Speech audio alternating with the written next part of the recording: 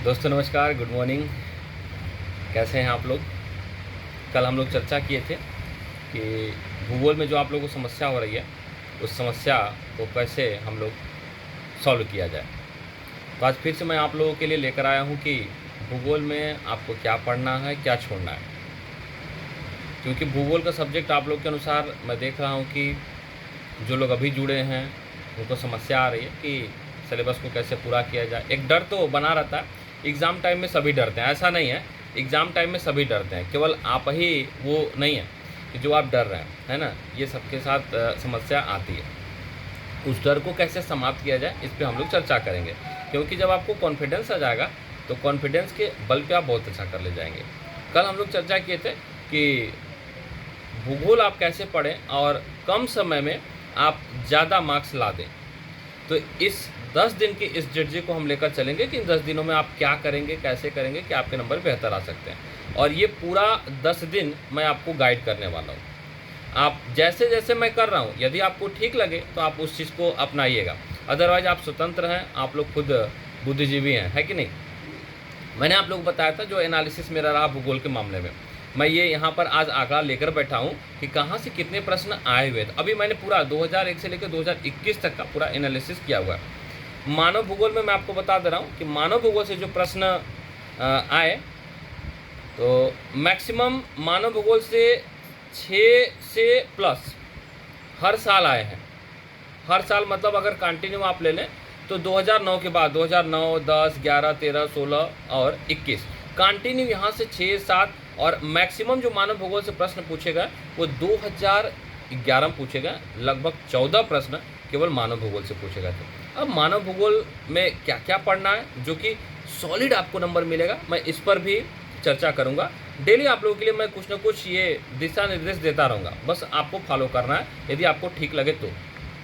आर्थिक भूगोल की हम बात करते हैं। आर्थिक भूगोल में अगर देखा जाए तो ये रेशियो बढ़ता चला गया है। जैसे 2005 में 3 क्वेश्चन, 2009 में 2 क्वेश्चन, 2010 में 7 क्वेश्चन, 2011 में 7 क्वेश्चन, 2013 में 5 क्वेश्चन, 2016 में 8 क्वेश्चन, 2021 में 9 क्वेश्चन आए हैं। तो आप समझ सकते हैं अगर हम इसका रेशियो लेकर चलें कि 6 या 7 भी देंगे, ऊपर जो उधर है 6 या 7 देंगे, तो एक एवरेज ले लिया जाए 10 प्लस मतलब 12-13 आप लोग ले लें।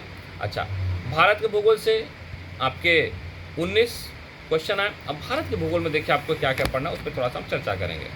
तो भारत के भूगोल में आप क्या पढ़ेंगे और क्या छोड़ेंगे। अभी फिलहाल में भारत भूगोल जो 20 नंबर के प्रश्न आएंगे उस पर हम चर्चा आप लोगों से करते हैं। भारत के भूगोल में देखिए भारत की लंबाई, चौड़ाई, उसके भूमि का विस्तार, भूमि से सटे हुए और जो समुद्र तट के किनारे जितने राज्य हैं आपको वो करना है। जो जितने तट हैं उनके नाम, है ना, जैसे कोरमंडल तट हो गया, कोंकण तट हो गया, केंद्रा तट हो गया, ये सब जितने तट हैं आप उनको कर लीजिए। उसके बाद जो बंदरगाह हैं, बंदरगाह में कृत्रिम और प्राकृतिक ये दोनों उठा के पूछेगा। उसके बाद जो आप देखेंगे झील है, प्राकृतिक झील जो सबसे बड़ी झील है, कृत्रिम झील है, यहाँ से आपके प्रश्न बनेंगे, आप इसको आप ले लीजिए। उसके बाद जब आप आएंगे भारत की भूगर्भिक संरचना में, तो भारत की भूगर्भिक संरचना है तो उतना ज़्यादा नहीं। अगर आप देखेंगे तो इधर से हिमालय से लिए हुए जो प्रश्न आते हैं वहाँ से जो श्रेणियाँ हैं वो प्रश्न पूछ देता है कि उत्तर से लेकर पूरब तक का देखिएगा। जैसे आप देखेंगे ना, ट्रांस हिमालय, महान हिमालय, लघु हिमालय, शिवालिक हिमालय, पंजाब, कश्मीर, कुमायूं, नेपाल, असम। अच्छा, ये तो ये उनके बीच से कौन सी नदी निकलती है, यहाँ से भी एक प्रश्न आता है, आप उसको भी देख लीजिएगा। होता है ना कभी कभी पूछता है कि जैसे हो गया कुमायूं हिमालय या नेपाल हिमालय के बीच से कौन सी नदी निकलती है ना, काली तिस्ता उधर सिक्किम के पास से देखिएगा। तो ये सब प्रश्न वहाँ से बन जाते हैं। मैदान से खादर, बांगर और उसमें मिट्टी भी पूछ देता है, कौन सी मिट्टी बनती है।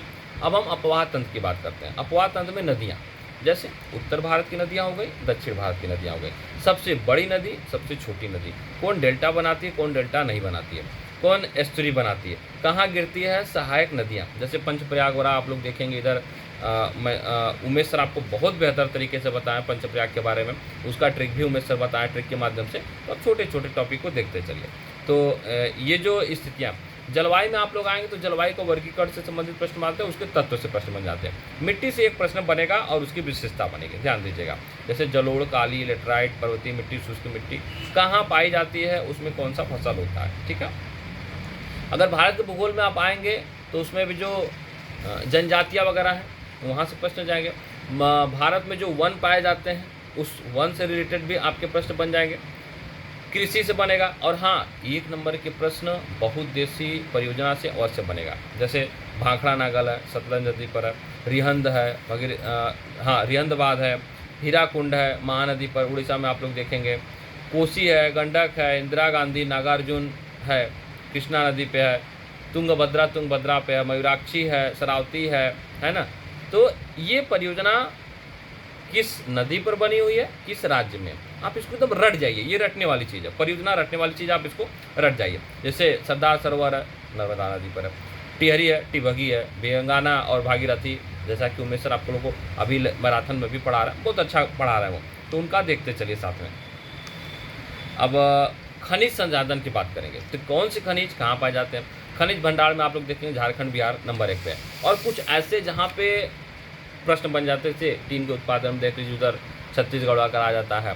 कर्नाटक सोने के खान के लिए आ जाता है। एमपी देख लीजिएगा, हीरा पन्ना, ये जो यहाँ से प्रश्न बन जाते हैं, है ना। तो यहाँ से भी आप लोग देख लीजिएगा। साथ ही साथ जो ऊर्जा के स्रोत हैं, सौर ऊर्जा, परंपरागत, गैर परंपरागत, यहाँ से प्रश्न बन गए। उद्योग से एक प्रश्न बना हुआ है, उद्योग जगत में जैसे जितने भी प्लांट लगे हुए हैं, बोकारो है, दुर्गापुर भिलाई हो गया, ये सब यहाँ से प्रश्न बन जाते हैं। अगर हम परिवहन की बात करेंगे तो सबसे बड़ा प्लेटफार्म जैसा कि अभी चेंज हो गया, इसके पहले गोरखपुर का था, तो यहाँ से भी प्रश्न बन सकते हैं।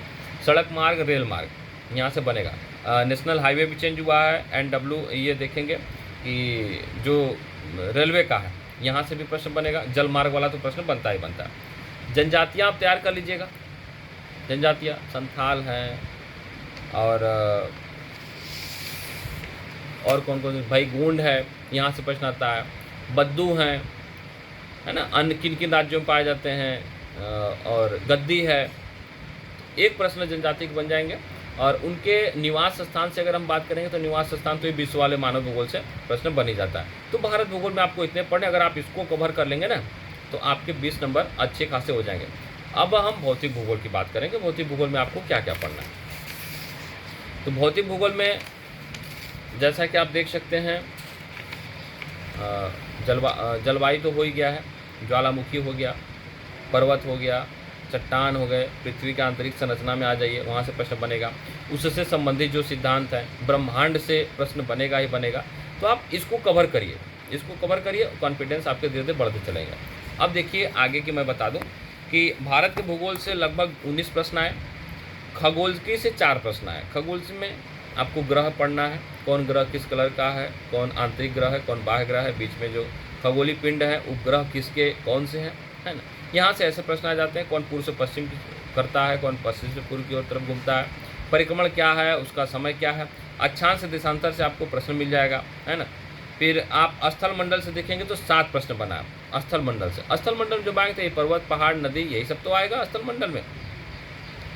वायुमंडल से प्रश्न बना है। वायुमंडल से जब पूछेगा तो उसमें गैस की मात्रा पूछेगा और लेयर पूछ देगा, यही प्रश्न वायुमंडल से बनता है। जब आप जल मंडल में आएंगे तो महासागर, नदी, यही आपसे प्रश्न बनेगा, महासागर और नदी से प्रश्न बनेगा। जैव मंडल से 3 प्रश्न बना, महाद्वीप से ओनली 1 प्रश्न बना है। अब तक का रिकॉर्ड रहा है कि 2001 से 2021 तक में अगर आप महाद्वीप से प्रश्न उठाएंगे तो 1 प्रश्न, मैक्सिमम 2 प्रश्न बने बस, इसके अलावा प्रश्न नहीं बना है, ठीक है। परिभाषा और जनक की हम बात करते हैं कि परिभाषा और जनक से प्रश्न कितने आते हैं। अब तक का जो रिकॉर्ड रहा है परिभाषा और जनक, क्योंकि आप परिभाषा को लेकर परेशान रहते हैं कि अरे कौन कैसा परिभाषा दिया, तो भाई मेरे जो आप इजी तरीके से कर सकते हैं, आपसे याद हो रहा है, आप उसको कर लीजिए। जनक में अगर बात करते हैं तो जनक और परिभाषा दोनों मिला के मात्र 4 नंबर का प्रश्न, ज़्यादा नहीं। तो अभी आपको करना क्या है, अभी आपको करना है मैक्सिमम, जिस पे ध्यान देना इन 10 दिनों में, मानव भूगोल, आर्थिकी भूगोल, भारत का भूगोल। अगर आप इसको कर ले जाते हैं तो मान के चलिए 35 नंबर। उसके बाद खगोल की नो डाउट उमेश सर बहुत बेहतर पढ़ा रहे हैं, है ना, इसको आप लेकर चलेंगे तो 40 नंबर हम मान लें। अब 20 नंबर में जैसे स्थल मंडल, वायुमंडल, जलमंडल, ये आपको करना है। तो आप इन 10 दिनों में सबसे ज़्यादा फोकस किस पे करेंगे, मानव भूगोल, आर्थिक भूगोल, भारत के भूगोल, इसको फोकस करिए। थोड़ा सा समय मिला तो इन सब पे भी आप ध्यान दे दीजिए, तो आप 50 के नियर अबाउट पहुँच जाएंगे। ये तो रही भूगोल की बात। अब हम बात करेंगे पॉलिटिकल साइंस में। पॉलिटिकल साइंस में मैं देख रहा था कितने लोग के आ रहे थे कि सर स्टेटमेंट मुझे याद नहीं होता है, या वाद किसने कौन सा दिया है या किस वाद से कौन जुड़ा है, मुझे नहीं आ रहा। तो भैया मेरे कितना करना है, आदर्शवाद, व्यक्तिवाद, उदारवाद, अराजकतावाद, है ना, यही तो करना है। उपयोगितावाद, तो उपयोगितावाद में कौन कौन है रट लीजिए। अब रटने का मैं तरीका बता रहा हूँ। जैसे मान लीजिए आपके पटीदार होंगे, दोस्त मित्र रिश्तेदार होंगे, होते होंगे ना। जैसे मौसी को मान लीजिए, 4 ठो मौसी हैं, 4 ठो मौसी हैं। अब 4 मौसी के लड़का होंगे, लड़की होंगे, सबके नाम आपको अच्छे से याद होंगे, ऐसा नहीं कि याद नहीं होंगे। आप ऐसे करिए ना, उपयोगितावाद को करना है, उदारवाद को करना है, व्यक्तिवाद को करना है। तो मौसी को ध्यान दीजिए कि मौसी के 5 लड़के हैं, है ना। भाभी लोग का भी नाम है, तो भैया प्रकाश है, दीपक है, सुनील है, संतोष है और शैलेंद्र है। ये आप नाम याद कर सकते हैं, ये आपको याद होगा। लेकिन जब यहाँ पर सिद्धांत की बात आती है तो आपका माथा चकरा जाता है। तो मैं आपको ट्रिक बता रहा हूँ। जैसे मान लीजिए कि आप उपयुक्तावाद को याद करेंगे, कौन कौन उपयुक्तावाद से संबंधित है। भैया मेरे जैसे मौसी के लड़का का नाम याद कर रहे हैं, वैसे याद करिए ना, नाम ही तो है। कौन कौन हो जाएंगे देखिए। उदारवाद उपयुक्तावाद में जीएस मिल हो गए, जेम्स मिल हो गए, बेंथम हो गए, ये तो नाम याद हो गए। तो आप ऐसे करिए, आप उसको फनी बनाइए। अगर आप उसको पढ़ने की दृष्टि से पढ़ेंगे ना तो आपको बोरियत लगेगा, आप उसको फनी बना लीजिए। जैसे उदारवाद बनाइए। अब उदारवाद का जैसे छुटकी मौसी हैं, तो उदारवाद में हो गए ये इतने नाम याद कर लीजिए। वो आपके भैया हैं, आपका चचा का लड़का, खानदान में लड़का, नाम ऐसे याद कर लीजिए यार, तो ये आपको याद हो जाएंगे। समझ रहे हैं, रटने की ज़रूरत ही नहीं है। आप उसको फनी तरीके से, मतलब पढ़ना है तो मज़ा लेके पढ़िए। अगर आप उसको सीरियस लेके पढ़ेंगे ना तो आपके इधर प्रेशर बढ़ेगा और आप उतना ही उस चीज़ से भागेंगे, प्रेशर में आपकी पढ़ाई नहीं हो पाएगी। फनी तरीके से करिए। अवधारणा पढ़ना है, कितना अवधारणा है, 4 ही तो है। स्वतंत्रता, समानता, अधिकार, संप्रभुता, यही तो पढ़ना है आपको। समाजवाद पढ़िए, नाम उनका भी वैसे ही रट लीजिए। लैटिन वर्ड कहाँ से क्या लिया गया है ना। कौन फ्रेंच से, मैक्सिमम लैटिन से लिया गया, फ्रेंच वगैरह से एक आठ है। जैसे कल देखिए मैंने क्लास में आपको बता दिया था लैटिन, वहाँ पे फ्रेंच होना चाहिए था। तो इस पे फोकस करना है आपको। अवधारणा को अच्छे से समझ जाइए, उसको लिखिए लेके कॉपी कलम। आप ऐसे ही बैठ जाइए, कॉपी किताब मत उठाइए, लेके कॉपी उठ जाइए, लिखिए संप्रभुता, इसका अर्थ क्या होता है, किससे लिया गया है। फिर संप्रभुता की कुछ परिभाषाएं आपको जरूर याद होंगी। फिर आप लेके कॉपी कलम बैठिए। लोकप्रिय संप्रभुता से कौन है, मर्यादित से कौन है, राजनीतिक कौन है ना, कानूनी कौन है, बाह्य संप्रभुता, आंतरिक संप्रभुता, राष्ट्रीय हो गया, ये पूरा लिख डालिए संप्रभुता परिभाषा। अब सुनिए स्टेटमेंट, जिनको नहीं याद हो रहा है उनके लिए मैं बता रहा हूँ भैया। आप यूट्यूब पर जाइए, सर्च कराइए विचारकों के महत्वपूर्ण कथन बाई एग्जाम तर्कस। आप हमारा नाम भी उसमें मत डालिए, आप डालिए विचारकों के महत्वपूर्ण कथन बाई एग्जाम तर्कस। पूरा कथन का आ जाएगा। मैंने करवाया हुआ है 2 क्लास में, 238 लगभग, आप 240 मान लीजिए। आप उसको आधे घंटे 40 मिनट डेली देखिए इन 10 दिनों तक। मैं विश्वास दिला रहा हूँ पूरा का पूरा कथन याद हो जाएगा।